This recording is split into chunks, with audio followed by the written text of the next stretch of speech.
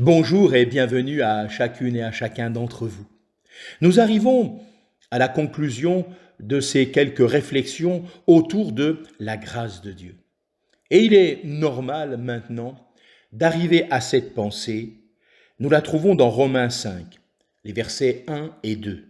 Nous y lisons « Ayons donc été justifiés sur la base de la foi, nous avons la paix avec Dieu par notre Seigneur Jésus-Christ, par qui aussi nous avons trouvé accès, par la foi, à cette faveur dans laquelle nous sommes, et nous nous glorifions dans l'espérance de la gloire de Dieu. » Demeurer dans la grâce. Certainement, rien n'est plus difficile pour nos cœurs que de demeurer dans le sentiment de la grâce, de rester pratiquement conscients que nous ne sommes pas sous la loi, mais sous la grâce. C'est par la grâce que le cœur est affermi, déclare l'Épître aux Hébreux au chapitre 13 et au verset 9. Mais pour nous, rien n'est plus difficile que de comprendre réellement la plénitude de la grâce, la vraie grâce de Dieu dans laquelle nous sommes, selon 1 Pierre chapitre 5 verset 12, et de marcher dans la puissance et le sentiment de cette grâce. Nous ne pouvons vraiment connaître la grâce que dans la présence de notre Père, et c'est notre privilège de nous y trouver. Dès que, intérieurement, nous nous éloignons de la présence de Dieu, nos propres pensées se mettent en action. Et celles-ci ne peuvent jamais atteindre les pensées de Dieu à notre égard, atteindre la grâce de Dieu.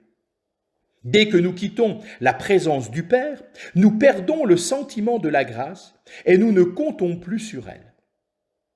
Sortir de la présence du Père est la source de toute notre faiblesse comme croyants, car c'est en celui qui nous fortifie que nous pouvons tout, comme le déclare l'Épître aux Philippiens au chapitre 4 et au verset 13.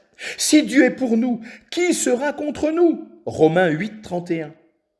La conscience de demeurer dans sa présence nous rend plus que vainqueurs.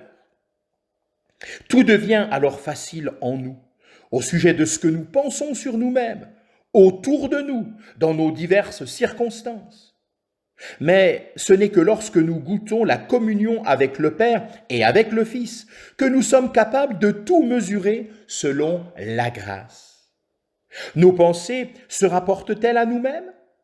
Quand nous sommes dans la présence de notre Père, nous nous reposons sur sa grâce et rien ne peut nous troubler.